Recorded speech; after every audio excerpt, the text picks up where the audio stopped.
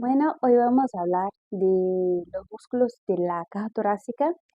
El estudio de la miología del dorso y de la caja torácica nos permite comprender la compleja organización anatómica que sostiene el eje axial, que le estabiliza las cinturas óseas y, bueno, hace posible la mecánica respiratoria.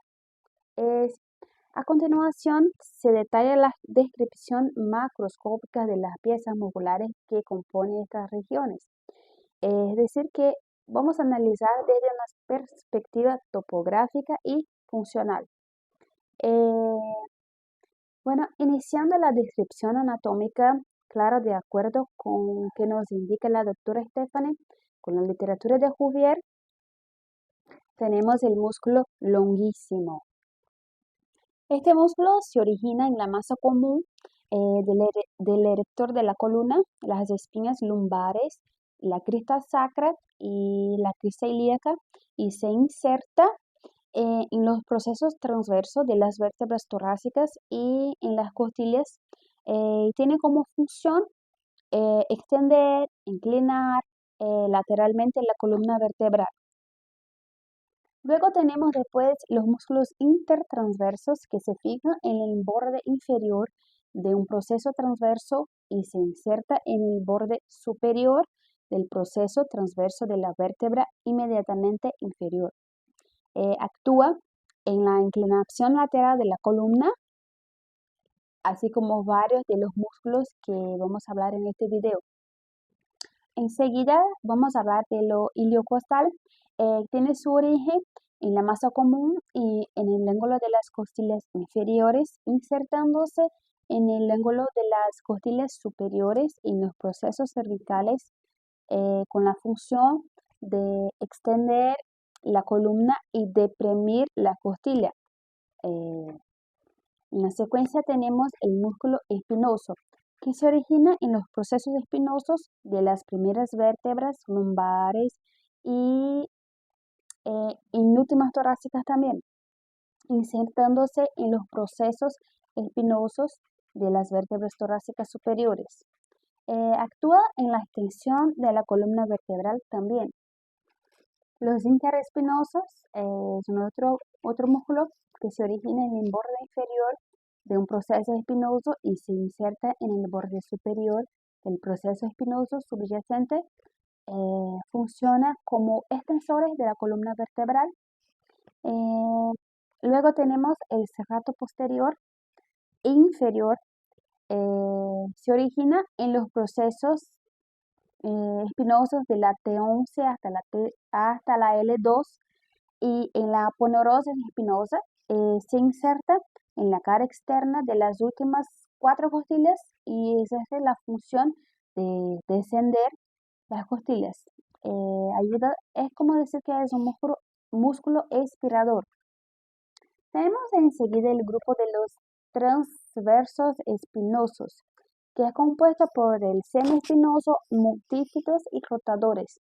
Se origina en los procesos transversos y se inserta en los procesos espinosos de las vértebras situadas por encima, actuando principalmente en la rotación contralateral y extensión de la columna.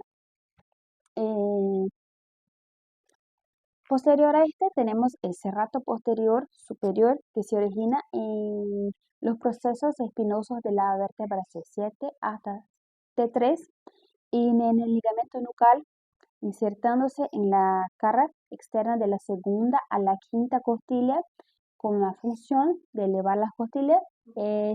Al contrario de que hablamos anteriormente, es un músculo inspirador.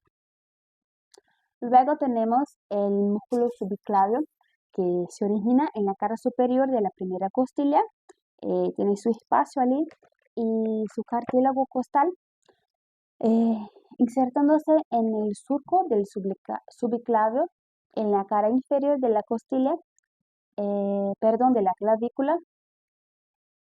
Este músculo tiene como función actuar en la depresión, estabilización del hueso clavícula. Bueno, En anteriores videos ya hablamos del trapecio, pero hablar de los músculos del tórax también, es decir, que una porción de este gran músculo también también hace parte de los músculos del tórax. O sea, el trapecio se origina en la línea nucal superior, en la protuberancia occipital externa, en el ligamento nucal y en los procesos espinosos de la cervical 7 a la torácica 12 y se inserta en el tercio lateral de la clavícula, acromion y la espina de la escápula, teniendo la función de elevar, retraer y rotar la escápula. Y además también tiene la función cuando está más superior de extender la cabeza. Enseguida tenemos el latísimo del dorso o dorsal ancho. Se origina en los procesos espinosos de la torácica 7 hasta la lumbar 5. La fase torocolumbar, la cresta ilíaca y en las últimas costillas. Y se inserta en el fondo del surco intertubercular del húmero, promoviendo la abducción y la rotación medial y la extensión del brazo.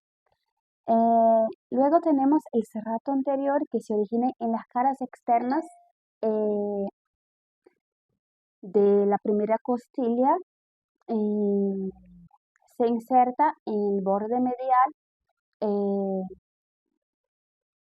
de la escápula actuando como protección y rotación superior de la escápula, manteniendo aplicada al tórax. Tenemos el grupo de los romboides mayor y menor que se origina en el ligamento nucal y los procesos espinosos de la cervical 7 hasta la torácica 5. Se inserta en el borde medial de la escápula desde la espina hasta el ángulo inferior con la función de retraer, elevar y rotar inferiormente la escápula. Luego tenemos el elevador de la escápula, que su nombre ya dice su función, que se origina en los procesos transversos de la C1 hasta la C4. Se inserta en el ángulo superior de la escápula, actuando en la elevación, inclinación de la escápula y hasta mismo del cuello. En la pared anterior tenemos el pectoral mayor y el pectoral menor. Vamos a hablar primero del pectoral mayor, que se origina en la mitad medial de la clavícula, la cara anterior del esternón y en los primeros 6 cartílagos costales se inserta en el labio lateral del surco intertubercular del húmero y tiene como función realizar la abducción, rotación y la flexión del brazo. El músculo pectoral menor se origina en la cara externa de la tercera, cuarta y quinta costilla.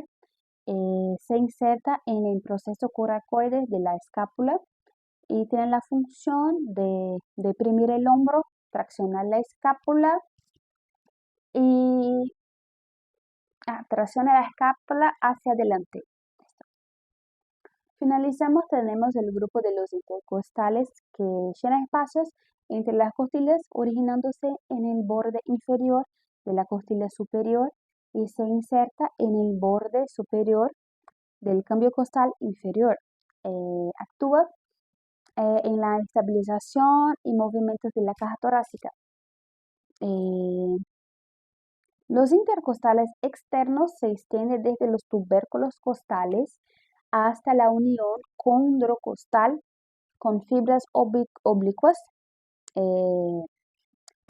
hacia adelante y hacia abajo que elevan las costillas en la inspiración, mientras que los intercostales internos se localizan profundamente a ellos. Quiere decir que se originan desde el esternón hasta el ángulo costal con las fibras oblicuas hacia atrás y hacia debajo. Que deprime y eso hace con que deprimen las costillas en la expiración forzada, por ejemplo, en una dyspnea.